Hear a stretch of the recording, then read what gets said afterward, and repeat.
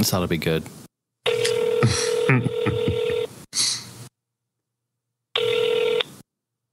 Jason. Hey, dude, how you doing? I'm doing well. So, what are you up to? What are you up to? Are we supposed to be recording? Yeah. Yeah, we're just hanging out. We changed the time because we've been doing 6, right? Yeah, we have been. Yeah, we have. What's up, Mel Jesus? Not much, man. Sorry about changing up on you, man. I figured you'd forgotten. It's all good, though. Next week, we're going to do it at like 3, so. Yeah, we're going to change it every week. We're going to make it different. And then we're going to kind of... we're going to put it in like time zones that are kind of like foreign time zones, like in Europe. And then we're going to expect you just to know what time just to know what it is. You know, you guys are dicks. That's okay. Dicks. Welcome to the All Gen Gamers, a podcast for people in video games of all generations, starring Pete Dorr, Gamester81, Jason Heine, and Metal Jesus Rocks.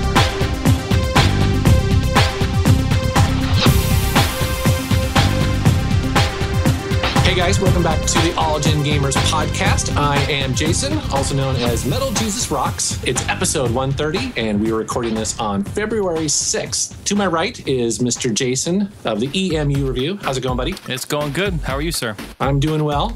Awesome. And then we also have John Gamester81. How's it going, buddy? Good, Jason. What's up, bud? Not much, man. And then we have, of course, Mr. Pete Dorr. How's it going, buddy? Pretty good. Busy, but good. Yeah, I know. You sound back. really busy. And this week we have some very special guests. These are the Arcade Impossible guys, Greg and Mike. How's it going, guys? Awesome. What's up, guys? Doing great. Good to have you guys on. Yeah, definitely. So now you guys are here for a very special reason. You got a new project going? Yeah, we do. It's a high score website. Now, this is almost like Twin Galaxies. Is that what that's like? You could say that, but we started it just because, I like Twin Galaxies in the past, but I've always wanted to actually see the game footage. So that's where it's different with Scoreground, is you can see the gameplay footage from the scoreboard. Oh, that's cool. That's cool. So you actually see everything that's happening. Mm-hmm. Yeah, that's cool. Like that guy from King of Kong where you sit in your room for 20 hours a day reviewing VHS tapes of high scores. It's not like that. That guy was cool. That's one of my favorite parts from that movie. Isn't Twin Galaxies, like, I went to the site and it's like down right now, isn't it? Is it? Yeah, it's been down for a while, actually. They changed ownership. Huh. Now, the real question is that what kind of uniform do you wear? Oh, man, I didn't even think about that. He wears a birthday suit. Yeah, not much. There's not much involved. Catholic schoolgirl. Yeah, there you go. Dress. And a sock. Yeah, okay. Are those Hanes? Shit. The domain's scoreground.com, right? Just for those listeners who want to check it out. And how can someone kind of go and submit a video, so to speak? Tell us about that. Sure. So it's meant to be as easy as possible, but basically you go to scoreground.com, you register for your user account, which takes a second. It's just basically your name and email, and it has to be a valid email. But once you actually log in, you have these pages like submit high score video. And in that page, you can select, whichever system, arcade, Super Nintendo, Nintendo, Sega, any system from PlayStation 2 and GameCube, that era and older, you can submit a score for any game, any system. So basically, when you're on that page, you enter in your information, say, I recorded on this date, I use no continues, and then you submit the video. And on the back end, what that actually does is upload to the Scoreground YouTube channel, and it properly formats all the data. But what really makes it nice is I worked with a developer, and we standardized on all of the data for the submissions. So it's just a matter of me making sure the video is actually a high score video and not something else, and not copyrighted. I was going to ask you, how do you prevent someone like say for me who want to be the top scorer of Contra, for example, but then I rip someone else's video and post it as my own? How do you prevent that? Exactly. And one of the things we're working on, we're going to put a video on the front page of scoreground.com showing you, recommended guidelines for submitting a video, because we want to make it as easy as possible, just to upload videos. I've been through the Twin Galaxies submission process before, but you basically submit your video, you say your name, the date, when you're recording and starting the gameplay, and then I just verify that when I approve it. So when you upload a video to the site, it actually gets marked as private until I approve that. And everything is database driven, so it's not like I have to go in like a wiki and add everything. As soon as I approve it, it populates the site. Sounds cool. Yeah, it sounds awesome. I think I'm going to go for the Guy Game Score. Nice. Yeah. So once we're done here, oh yes.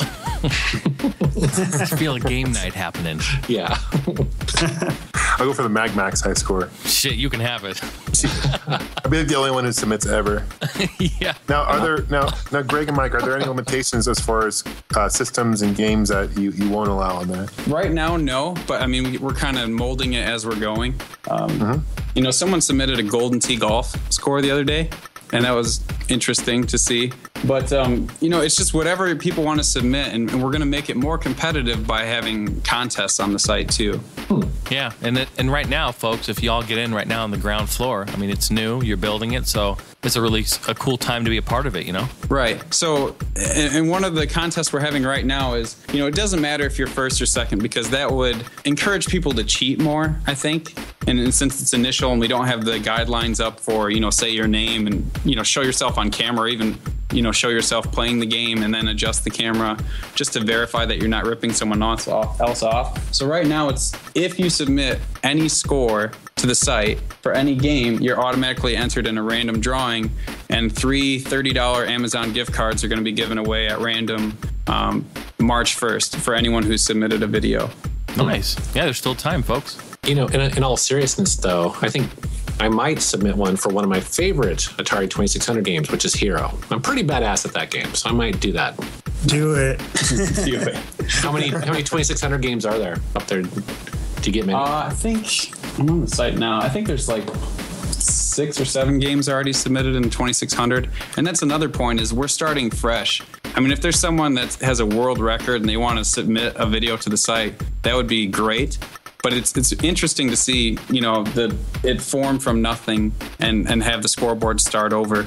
Yeah, that's pretty cool. It's a cool idea. I like the idea of you being able to kind of see them play in action. Although it kind of gives away some spoilers on how to play the game too, though, in some ways, right? Some tips.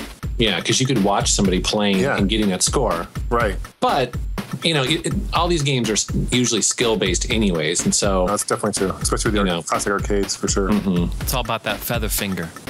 That's right. You know it. What are some other interesting top scores right there on the website currently? There's been a couple Tapper submissions. Oh, wow. Tapper. Yeah, Tapper. I did a terrible Raiden 3 submission yesterday, so don't watch that one. But I would say one of the cool things that we're adding to is a featured page, like a featured user of the week or game of the week on the front of the page to encourage competition for a specific game. So I was thinking it'd be kind of cool to have, you know, you pick your favorite game and submit a score for that game, and then we'll feature that as the game of the week, and to be qualified to win the prize of the week, whatever gift card we use or amount. You just basically have to beat the user of the week's score. Oh, hell yeah. Now, will you accept iOS games? You know, you could easily capture that footage, Pete, using that reflector app. I always forget that program you tell me about, but you'll have to remind me again, and I'll actually have to write it down this time.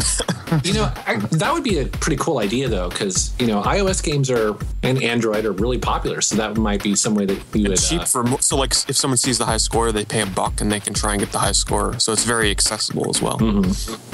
Yeah, we would approve those.